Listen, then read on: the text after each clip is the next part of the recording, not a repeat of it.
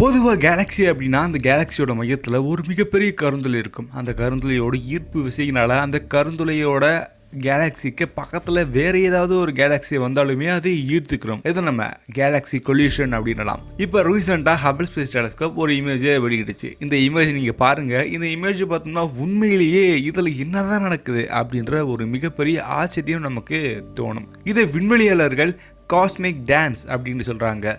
இதில் அப்படி என்னதான் நடனம் இருக்க போது நம்ம டேரெக்டாக அந்த கேலக்ஸியை நோக்கி போகலாம். நீங்கள் கூட சேர்ந்து ட்ராவல் பண்ணுங்கள். கண்டிப்பாக அந்த பயணம் கொஞ்சம் இன்ட்ரெஸ்டிங்காக இருக்கும். உங்களுக்கு இந்த மாதிரியான விண்வெளி சேர்த்த பதிவுகளுக்கும் நம்மளுடைய பூமி பற்றின பல அறியப்படாத தகவல் வர்றதுக்கும் மறக்காமல் சப்ஸ்கிரைப் பண்ணிட்டு பெல் ஐகானை கிளிக் பண்ணிட்டு ஆல் அப்படின்னு கொடுங்க. I am Logabala Karthikeyan. You are வாட்சிங் Zenith of Science.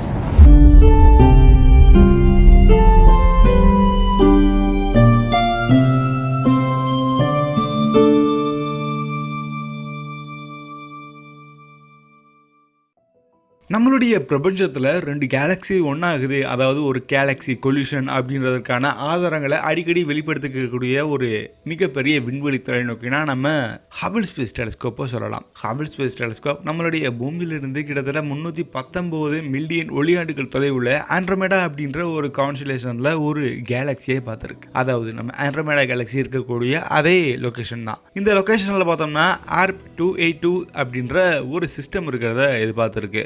அதாவது இதில் 2 கேலக்ஸி இருக்கிறத இவங்க நோட் பண்ணியிருக்காங்க. ஃபர்ஸ்ட் பார்த்தோம்னா ஒன்று NGC 169 அப்படின்ற கேலக்ஸியும், அதுக்கப்புறம் சின்னதாக இருக்கக்கூடிய கேலக்ஸி பார்த்தோம்னா IC 1559. இதில் கம்பேனியன் கேலக்ஸி அப்படின்னு விஞ்ஞானிகள் சொல்கிறாங்க. ஏன்னா இந்த மிகப்பெரிய கேலக்ஸியோட துணை கேலக்ஸி அப்படின்னலாம் இப்போதைக்கு. ஆனால் அது கொலைடாக போகுது. இந்த இமேஜ் பார்த்த மோஸ்ட் ஆஃப் த சயின்டிஸ்ட் பார்த்தோம்னா இதை நாங்கள் ஏற்றுக்கிறோம். இந்த கேலக்ஸி கொலைட் ஆகிடுச்சு. இன்னும் 3/4% கொலைட் ஆகிடுச்சு. இன்னும் 25% மட்டும்தான் இருக்குது இந்த கேலக்ஸி முழுமையான ஒரு கேலக்ஸியாக மாறுறதுக்கு அப்படின்றத விஞ்ஞானிகள் கன்ஃபார்ம் பண்ணுறாங்க.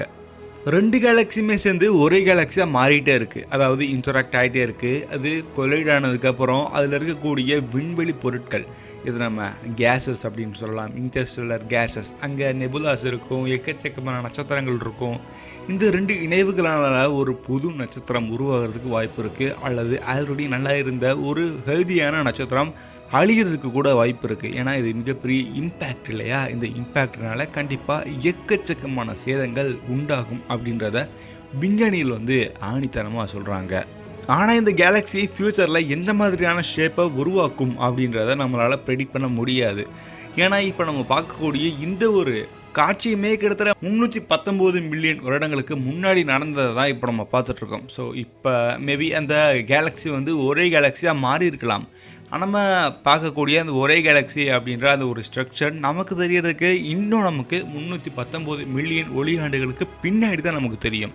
மேபி அப்போ கூட அது ஒன்றாக கூட இருந்திருக்கலாம், ஒன்றாகாமல் கூட இருந்திருக்கலாம். அதனால் நம்மளுடைய ஃப்யூச்சர் தான் அதுக்கு பதிலளிக்கும். அதை நம்ம பார்க்குறதுக்கு நம்ம இருக்க மாட்டோன்றதான் ஒரு ஃபேக்ட். ஹபிள் ஸ்பேஸ் டெலஸ்கோப் பொதுவாக 2 கேலக்ஸி அல்லது 2க்கும் மேற்பட்ட கேலக்ஸிஸ் இன்டராக்ட் ஆகிறத அது ஃபோட்டோ எடுத்திருக்கு, இமேஜ் எடுத்து நமக்கு கொடுத்துருக்கு. ஆனால் இந்த ஒரு இமேஜ் அப்படின்றது கண்டிப்பாக ஒரு யூனிக்கான இமேஜ் அப்படின்னும், இது ரொம்ப ரேரான ஒரு இமேஜ் அப்படின்னும் விண்வெளியாளர்கள் சொல்கிறாங்க. ஏன்னா நம்மளுடைய ஹபிள் ஸ்பேஸ் டெலஸ்கோப் பார்க்கக்கூடிய அந்த ஒரு ஆங்கிள் மூலியம் பார்க்கும்போது ஒரு கேலக்ஸி எந்த அளவுக்கு அந்த இன்னொரு கேலக்ஸிக்குள்ளே விழுகுதுன்ற மாதிரியான ஒரு ஆச்சரியத்தை ஏற்படுத்தக்கூடிய தரவை தான் இந்த ஹபிள் ஸ்பேஸ் டெலஸ்கோப் நமக்கு கொடுத்துருக்கு.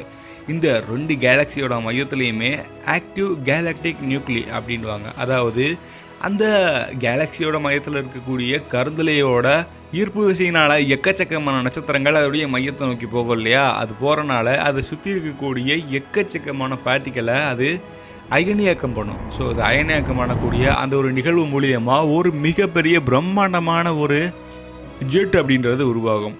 இந்த இமேஜை ஹபிள் 2 வெவ்வேறு முறையில் எடுத்திருக்கு. ஒன்று நம்ம எப்பயும் போல் அலைகளை பயன்படுத்தி எடுப்போம். இந்த இன்ஃப்ராரெட்டாக இருக்கட்டும் அல்லது அல்ட்ராவயலட்டாக இருக்கட்டும், இந்த மாதிரியான நம்ம கண்ணுக்கு புலப்படாத அலைகளை அப்சர்வ் பண்ணுறது மூலியமாக நம்ம எடுக்கலாம். இன்னொன்று பார்த்தோம்னா விசிபிள் லைட் மூலியமாக எடுக்கலாம். அது நம்ம கண்ணுக்கும் தெரியும், நம்ம யூஸ் பண்ணக்கூடிய இந்த ஹபிள் மாதிரியான ஸ்பேஸ் டெலஸ்கோப்போட கண்ணுக்கும் தெரியும். ஸோ இந்த 2 வகையாக எடுத்தனால தான் அந்த கேலக்ஸியை பற்றின ஒரு முழுமையான தரவை நம்ம தெரிஞ்சுக்கிறதுக்கு ட்ரை பண்ணியிருக்கோம். இந்த 2 கேலக்ஸியோட மையத்துலேயுமே ரொம்பவே ஆக்டிவாக இருக்கக்கூடிய கேலக்டிக் நியூக்ளியை அப்படின்றது இருக்குது. ஹபிள் கன்ஃபார்ம் பண்ணுச்சு. ஆனால் இந்த என்ஜிசி 169 அண்ட் ஐசி 1559 அப்படின்ற இந்த 2 கேலக்சியோட மையத்தில் இருக்கக்கூடிய அந்த ஆக்டிவான நியூக்ளி பகுதி ரொம்பவே காம்ப்ளிகேட்டடாக இருக்குது. அதை பற்றி உங்களுக்கு நான் சொல்கிறதுக்கு ரொம்ப ட்ரை பண்ணுறேன், ஆனால் முடியலை அப்படின்றது ஹபிள் ஸ்பேஸ் டெலிஸ்கோப்பே கொஞ்சம் கலங்கிடுச்சு. இந்த இமேஜை பார்த்தீங்கன்னா இந்த 2 கேலக்ஸி, அதாவது என்ஜிசி 169 அண்ட் ஐசி 1559 அப்படின்ற இந்த 2 கேலக்சியுமே அதோடைய மையத்தில் இருக்கக்கூடிய ரொம்ப ஆக்டிவாக இயங்கக்கூடிய அந்த நியூக்ளி வெளிப்படுறது நமக்கு தெரியுது, அப்படியே கண்கூடாவே தெரியுது அப்படின்றலாம். ஸோ அதனுடைய ஈர்ப்பு விசையினால தான் இந்த 2 கேலக்சியுமே ஒன்றுக்கு ஒன்று ஈர்த்துக்கிறது அப்படின்றத விஞ்ஞானிகள் கன்ஃபார்மாக சொல்கிறாங்க. இதுக்கு நடுவில் இருக்கக்கூடிய டைடல் இன்டராக்ஷன், அதாவது அலைகள் மூலியமாக எக்கச்சக்கமான கொந்தளிப்பு அப்படின்றது அந்த இடத்துல இருக்கும். ஸோ அந்த 2 கேலக்சிக்கு நடுவில் இருக்கக்கூடிய அந்த டைடல் இன்ட்ராக்ஷன் நமக்கு ரொம்பவே புலப்படுது. இது ரொம்பவே ஆராய்ச்சி பண்ண ரிசர்ச்சர்ஸ் என்ன சொல்கிறாங்கன்னா, இந்த டைடல் இன்ட்ராக்ஷன் அப்படின்றது மூலியமாக தான் இந்த 2 கேலக்சிக்கு நடுவில் இருக்கக்கூடிய பரிமாற்றத்தை நம்மளால் ஈஸியாக புரிஞ்சுக்க முடியுது. மேபி இந்த டைடல் இன்ட்ராக்ஷன் நம்மளுடைய ஹபிள் ஸ்பேஸ் டெலிஸ்கோப்போட கண்ணுக்கு தெரியலை அப்படின்னா நமக்கு கண்டிப்பாக இதை பற்றின முழுமையான தரவு நமக்கு இப்போ வரைக்கும் வந்திருக்காது அப்படின்றத கன்ஃபார்மாக சொல்கிறாங்க. இவங்க எடுத்த இந்த ஒரு இமேஜ் மூலியமாக நமக்கு என்ன தெரியுதுன்னா, 2 கேலக்சிஸ் இன்ட்ராக்ட் ஆகுது, அதாவது 2 கேலக்சி கொலைட் ஆகுது அப்படின்னா அதில் எந்த கேலக்சிக்கு மாஸ் கம்மியாக இருக்கோ, அதாவது லோயர் மாஸ் ஆப்ஜெக்ட் அப்படின்னு சொல்லலாம், மாஸ் ரொம்ப கம்மியாக இருக்கிற அந்த ஒரு கேலக்சின்றது கண்டிப்பாக மாஸ் அதிகமாக இருக்கிற கேலக்சியை நோக்கி தான் போகும் அப்படின்றத விஞ்ஞானிகள் நம்புகிறாங்க. உதாரணத்துக்கு பார்த்தோம்னா, இப்போ நம்ம இருக்கக்கூடிய கேலக்சி மில்கிவே கேலக்சி, நமக்கு ரொம்ப பக்கத்தில் இருக்கக்கூடிய நியர்பை கேலக்சி அப்படின்னா நம்ம ஆண்ட்ரோமேடா கேலக்சியை சொல்லலாம். அதாவது இதே லொக்கேஷனில் இருக்கக்கூடிய ஒரு பிரம்மாண்டமான கேலக்சி. நம்மளுடைய மில்கிவேயோட கம்பேர் பண்ணும்போது அந்த ஆண்ட்ரோமேடா ரொம்பவே பவர்ஃபுல்லானது, ரொம்பவே மிகப்பெரிய கேலக்சி அப்படின்னு சொல்லலாம். நம்மளுடைய கேலக்சியோட மையத்துலையுமே ஆக்டிவ் கேலக்டிக் நியூக்ளியர் இருக்குது. அதே மாதிரி அதோடைய மையத்துலையுமே கண்டிப்பாக இதே மாதிரியான ஒரு அமைப்பு இருக்கும். ஆனால் மேஸ் வைஸாக நம்ம கம்பேர் பண்ணும்போது நம்மளுடைய கேலக்சியோட கம்பேர் பண்ணும்போது கிட்டத்தட்ட பல மடங்கு பெரிய மேஸ் அதிகமாக இருக்கக்கூடிய ஒரு கேலக்சி தான் ஆண்ட்ரோமேடா கேலக்சி.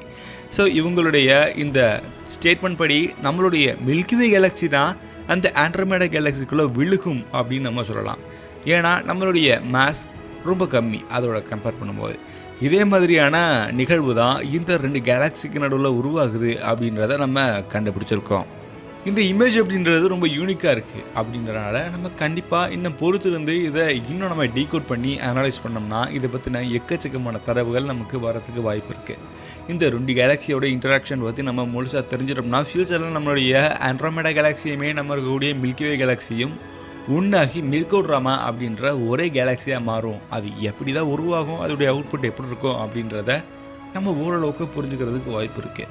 ஸோ இந்த காஸ்மிக் டான்ஸை பற்றி உங்களுடைய கருத்தை மறக்காமல் சொல்லுங்கள். எனக்கு பர்சனலாக இந்த இமேஜ் ரொம்ப ரொம்ப ரொம்ப ரொம்ப பிடிச்சிருக்கு. ஏன்னா இந்த மாதிரியான இமேஜை இந்த ஹபிள் ஸ்பேஸ் டெலிஸ்கோப் இந்த கொல்யூஷன் பற்றி அதிகமான ஒரு அழகான இமேஜை கொடுத்ததில் இதோட கம்பேர் பண்ணும்போது. ஸோ இந்த வீடியோ உங்களுக்கு உண்மையிலேயே ரொம்ப இன்ட்ரெஸ்டிங்காக இருக்கும் அப்படின்னு நினைக்கிறேன்.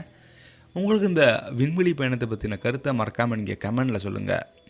நம்மளுடைய மனிதர்கள் விண்வெளிக்கு அனுப்பி இன்டர்ஸ்டெல்லர் ஸ்பேஸ் மீடியத்துக்கு போன 2 மிகப்பெரிய விண்கலம் அப்படின்னா பயோனியர் 10, 11 அண்ட் வாயேஜர் 1 and 2 நம்ம சொல்லலாம். இது வேகத்தில் நம்ம பக்கத்தில் இருக்கக்கூடிய வேற ஒரு நட்சத்திர குடும்பத்துக்கு போகணும்னா எத்தனை வருடங்கள் ஆகும்? உங்களுக்கு ஒரு மிகப்பெரிய ஆச்சரியத்தை உண்டாக்கும் அப்படின்னு நினைக்கிறேன். இப்போ ஐகார்டில் ஒரு லிங்க் ஷோ ஆகும், இதை நீங்கள் கிளிக் பண்ணுங்கள், அந்த வீடியோக்கு நீங்கள் ரீடைரக்ட் ஆகலாம். இதே மாதிரி இன்னொரு விண்வெளி சார்ந்த பதிவில் நம்ம கண்டிப்பாக சந்திக்கலாம். அதுவரை உங்களிடமிருந்து விடைபெறுவது நான் உங்கள் லோகபால கார்த்திகேயன். தேங்க்யூ ஃபார் வாட்சிங். see you next video. பாய். மரம் வளர்ப்போம், வரும் கால சந்ததிகளை காப்போம்.